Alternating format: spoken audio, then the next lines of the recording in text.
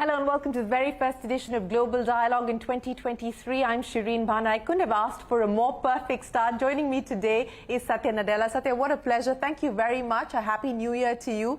3 years ago, February of 2020 is the last conversation you and I had in person, and how much has changed in the world, and it's so good to have you back here in India. And that's where I want to start. About India specifically. You said you're super long on India and you have 3 reasons why you believe that to be the case. But I want to understand from you, what is fueling that optimism at this point in time? And let me throw back the question that your colleague Anant Maheshwari asked. Is India going to be the data capital of the world? No, first of all, thank you so much, Shireen, for having me, and Happy New Year to you and your viewers. It's great to be back in India, and it's very palpable, the energy, the dynamism. And to your point, there are a couple of things, right? One is, when I look at what's happening in the economy today, at the growth rates of 6-7%, it's clear that by 2030, India will go from being number 5 to maybe number 3 as a global economy.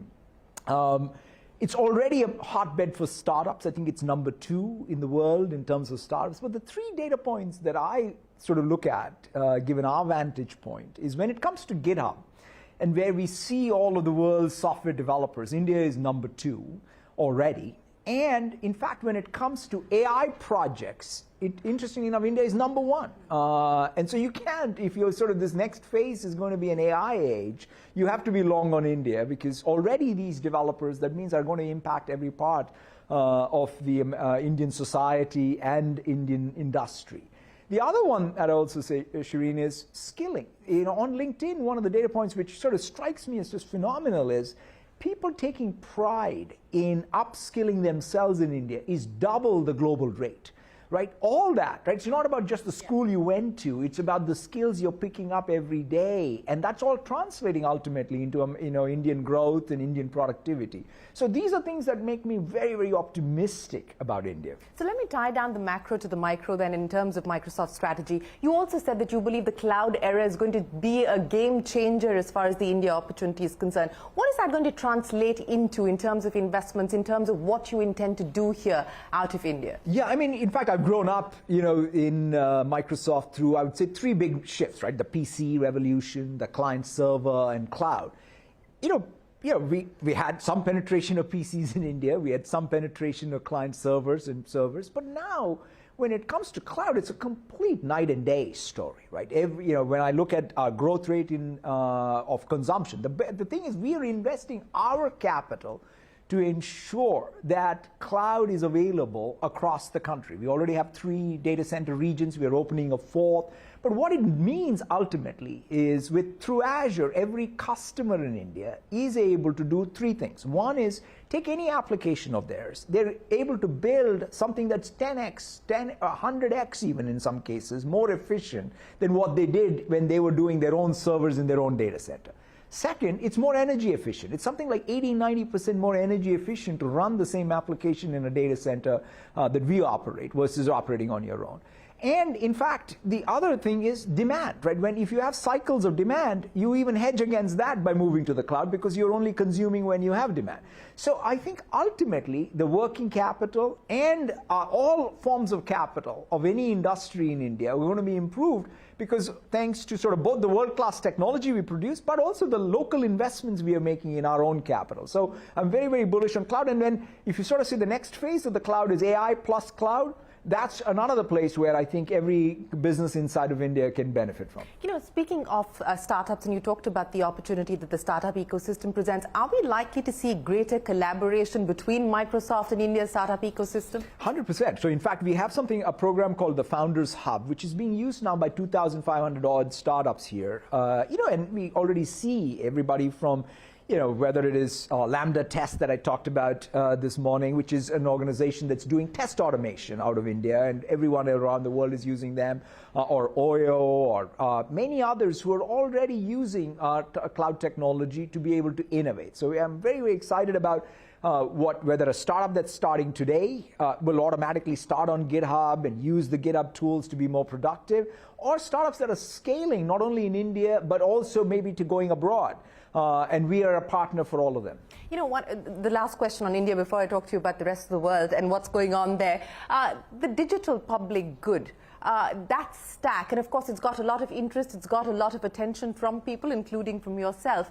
What is the most exciting aspect of that story, and how do you see it evolving in the future? Yeah, I think it's probably one of the most tremendously unique things that's happening in India, which is that fundamental recognition that if this next stage is about digital, not only do you need private sector innovation in digital, but you also need, just like how in every other place public goods exist, roads and other infrastructure that allow the economy to flourish.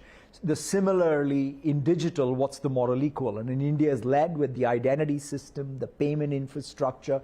Now that payment infrastructure is scaling into e-commerce, into rest of the financial transactions, into healthcare. Even one of the partnerships we have is with the Ministry of Electronics and Communications here around their Indian language Bhashini program, which is fantastic. It's kind of basically saying every Indian company and every Indian citizen should have access to AI models that sort of democratize language. So that means I should be able to translate from Hindi to Telugu to Tamil to Kannada or what have you without any impedance in any application, and that as a public good. And that to me is a very enlightened set of policies by the government. And also great consumption and usage by the private sector to make the Indian economy and society that much more productive. Let me talk to you about the global economy and again tie up the macro to the micro. Inflation, recession fears across most parts of the world at this point in time. Interest rates continue to move higher. Is it all flashing red on your dashboard? Is there any sign of green at all? I mean, it's clearly many, many challenges right now around the world. In fact, India is probably the exception. There are parts, India, Middle East, Latin America, some of the other parts of Asia are the things that are green. And I think Europe and the United States are going to be challenged. I mean, the United States, not yet, but I think 23 will be much harder. So yes, we want to be very, very cautious in our outlook in the immediate term. Long term, I'm very bullish of us coming out, right? Because there are two cycles, I think, Shireen, that are happening. One is a supply cycle that's a very long cycle. That's a secular shift. We're not going back to 2010, 2011, because of the geopolitics as well as essentially the rejiggering of supply chains. I think we're going to have a supply cycle that's going to persist. The demand cycle is going to be a classic demand cycle. There will be some economies that will go through a recession. Some may be deep, some may be minor. And then inside of that, there will be pockets of growth like India. And so I think for us as a global company, we're not going to be immune from what's happening in the macro. We will have to also get our own sort of operational focus on making sure our expenses are in line with our revenue growth, manage the short term, but make sure we're investing for the long term. Well, as you pointed out, and many CEOs are now talking about having to respond to the new economic reality. What is that going to mean, not just for Microsoft, but for the tech sector in general? Are we likely to see more pain, especially when it comes to retrenching, downsizing, margins going to be under pressure, guidance going to be a downside risk to that as well?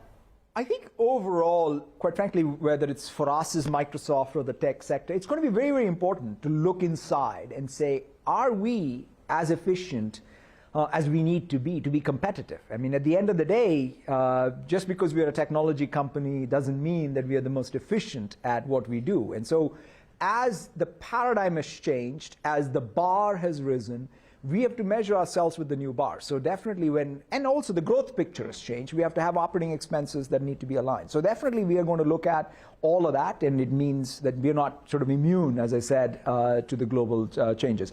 But the one interesting thing to your point, though, is tech industry employment is not tech employment. Yeah. That, I think, is the key divergence that needs to be well understood, because that, I think, is positive, by the way, for the tech industry long term. Because if you look at it, overall tech jobs is actually increased.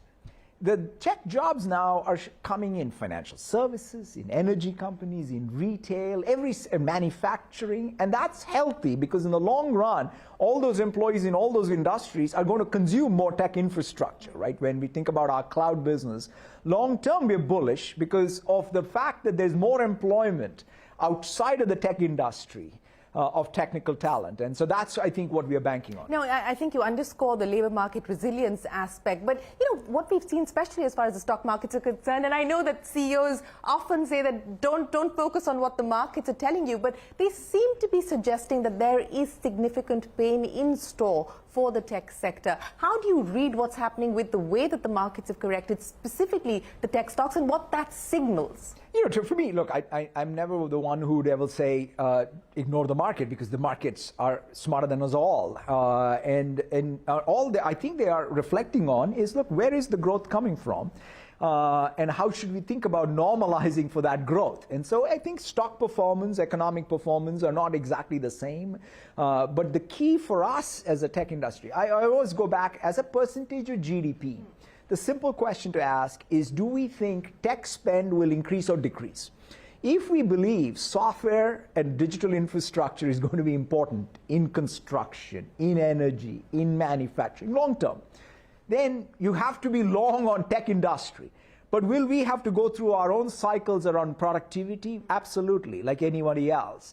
But that's at least my perspective. I wouldn't look, the only reason why I would say ignore the short term is because in the long run, we would be fine with demand, but in the short run, what we have to focus on is our own productivity and making sure we are at the efficient How would you quantify short term and long run? I would say the next 2 years are probably going to be the most challenging, because after all, we did have a lot of acceleration during the pandemic, and there is some amount of normalization of that demand. And on top of it, there is a real recession in large parts of the world. And so the combination of pull forward and recession means we will have to adjust. And that'll cycle through the demand cycle and, in fact, come out of it with what can be another massive growth cycle for the tech industry. Speaking of the massive growth cycle, you talked about the emergence of the reasoning engine, which you believe is going to provide the sort of next leg of growth, so to speak. How long before you see that as being a key inflection point? What excites you there? In light of everything that's happening around us, question marks still on use cases as far as the metaverse is concerned. Crypto is going through their own set of problems. How do you make sense of what's happening with tech at this point in time? Yeah, I think it's also showtime for the tech industry, quite frankly, to take some of the technologies that we've talked about and translate them, as you said, to use cases that make a real difference. So what's happening in AI is really compelling, these large language models, the excitement around ChatGPT, which was all trained on Azure. We're excited about our OpenAI partnership. It's just the beginning, I think, of this next generation of AI, where we've built very unique infrastructure. In fact, the best AI infrastructure is on Azure, which trained models like GPT. But here's an interesting thing. We introduced GitHub Copilot last year. Already 40–50% of the code for any developer who's writing code is being generated by AI. That means it's making them that much more productive. So if you take that concept, to your point about a real use case, a copilot for a software developer, which, by the way, was the knowledge work that we always thought was at the frontier, if they can be 30%, 40%, 50% more productive, then imagine what that could mean. Like, we are also working with many others, like whether it's Autodesk or Adobe and others, to say, okay, how can we introduce Copilot when you're designing, some mechanical part or whatever else? And to me, knowledge work, information work, frontline work, software development, all can be transformed by AI. Metaverse as well. I think ultimately presence, right? When I look at Teams and video meetings, they've gone through a massive change. Presence has always been, to me, the killer app. What is the next phase of video meetings with avatars, with ability to transcend distance? So I think some of these use cases have to be still further matured and developed. But AI, as exemplified by what is happening with GitHub Copilot or Power Apps, the other one where a citizen developer, i.e. a no-code, low-code developer, can take a sketch that you and I can draw on a piece of napkin, take a photo, and translate that into an app that they deploy. That's tremendous, right? So this is somebody who's a domain expert able to do IT work. That's thanks to the power of AI. So some of these use cases are rapidly emerging. So in light of the use cases that you just spoke about, where do you believe we're going to see the next leg of disruption as well as displacement? I think the next phase, if I had to sort of say, if you say mobile and cloud was the last paradigm, the next really is going to be AI. And that's going to happen in the next, I would say, 2 to 3 years is going to be as big You know, it'll be more like I take it back to 2007, 2008 is when cloud and mobile became big. I think we are in that phase when it comes to AI. You know, let me end then by asking you, Satya, we're at the start of a new year, and, you know, like everybody else, I'm sure that there is some degree of introspection, audit, etc., that you're going through as well. As you look back at the experience of the pandemic, and I know that, you know, you've been a big believer in empathetic leadership, and you brought that into the CEO lexicon well before the pandemic as well. How do you sort of look at life, work in the context of what the pandemic has taught us? I think that's a great question, Shireen. To me, I think one of the fundamental things the pandemic perhaps brought into focus was we all, collectively as a global community, had a tail event impact us all. We all were anxious about our own health, the health of our family, friends, communities, and we coped with it as a community, right? The vaccines came thanks to some great innovation in the pharma industry. The healthcare professionals were heroes everywhere. They sort of were the people at the front lines, you know, helping us get through it. The essential services, whether it's in retail or manufacturing, it sort of is unbelievable to see the world even rally through these tough circumstances. The biggest lesson I've learned through all of this, going back to even leadership, is that all of us will have tail events. There may not be one global tail event, but each of us, life happens. And the question is, the next time one of those tail events happens, who around us, whether it's at the workplace or in our home, who's going to help us through it? And I think we have a better sense of it, right? When somebody comes in with a difficulty, I think we will be more empathetic, having gone through the pandemic collectively as a global community. Satya Nadella, it's an absolute pleasure. Thanks very much for joining us here on CNBC-TV18 on the Global Dialogue. We appreciate your time, and we look forward to having you back in India sooner. Thanks very much for joining us today. Thank you so much, Shreen.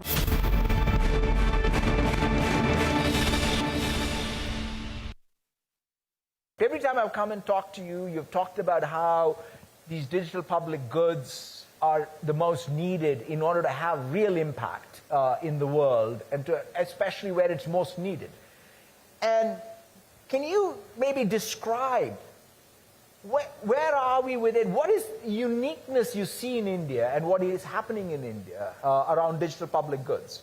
I think we're just halfway on the journey, Satya. Basically, the big picture, big vision is how do we create a digital-first economy and society, leveraging the power of modern digital technology and all the things you talked about to actually improve the lives of people, to bring economic growth, to make it more equitable, more inclusive, open access, and really allow people to use their own data to move forward.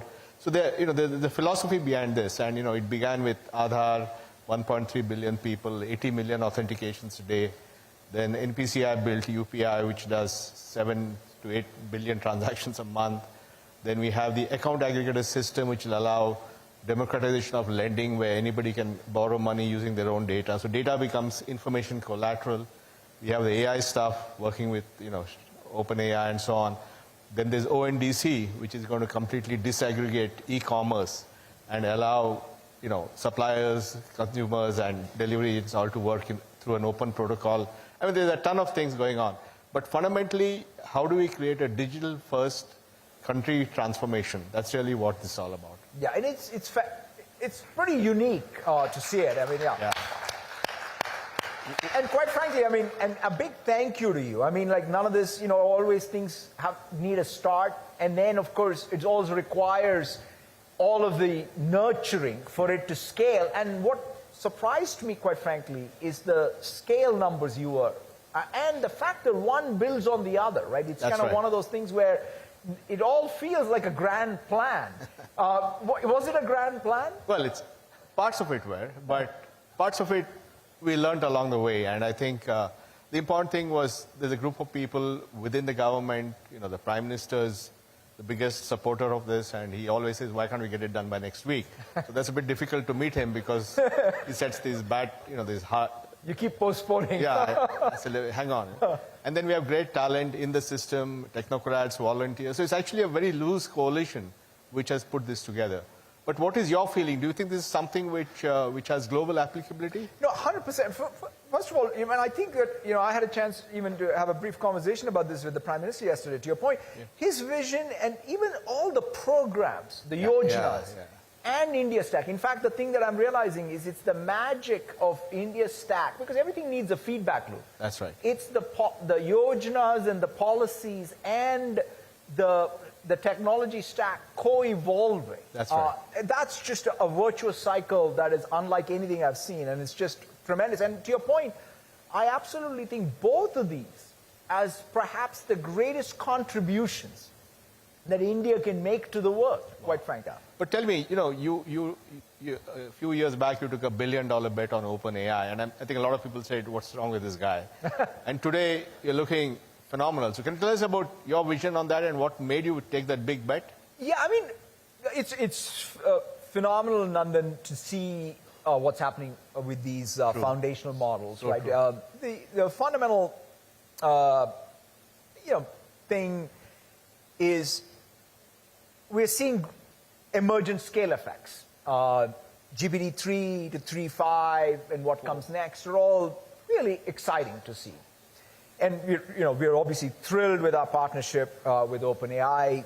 As I said, in fact, one of the first things that really helped us was build, quite frankly, cloud infrastructure. I've always, in fact, when I think about, the one thing we all have to stay grounded is in order to build AI, you need the cloud. That's right. But you need a cloud that is very different, right? In fact, having grown up all my life in the cloud, the types of infrastructure that is required to do this large-scale AI model training is very different, right? And the network becomes very, very important, as I was mentioning, how these models are much more synchronous, how they cohere. It has to be, that workload shapes the infrastructure. That feedback loop has been very, very helpful for us building, both on the inference side and on the training side. So then the question is, and I'm not going to say that this is the last big innovation. There will be a lot of model architecture innovation. There may be even new, more efficient breakthroughs on what is, what can be done. And we want to keep a very open mind to all of that. But we also want to really ride this wave in a very aggressive way. But what's the intuition? If you ask me what's the intuition behind it, it's a simple, if you sort of take one of these large models and let's say train it on all of the math equations, right? It gets good at math. But then let's say we train it on all the math equations and all of Kannada literature. It'll get better at math. Okay. Why is that? It's because that's what, we as humans do even, right? When we go to school, it's not like we only learn math. We learn math, we learn language, we learn history. That's a great point. And the general circuit sort of gets good, and the general circuit gets good at specific domain tasks. So it's kind of the same intuition, where here it shows up differently with scale effects. So you had that intuition 4 or 5 years back. As you said, look, in technology, it's all about being able to bet on great teams with real vision and the ability to sort of back them to the hilt. And that's what I saw in Sam and his group, and it has been fantastic. And so, they're true believers in it, and they along with even all of the folks at Microsoft Research and so on have done some phenomenal work to get us to a place where now it's showtime, though. It's not about just, again, going back to a little bit of, I think, your coaching to all of us. It's saying technology is great, but let's now make it that it is really useful in the context of its social impact. So I think that's the phase. In fact, our commitment is, by the time we come 1 year later, you'll see real-world applications using all the technology, GPT chat, multilingual, in the hands of 1 billion people. That's our mission.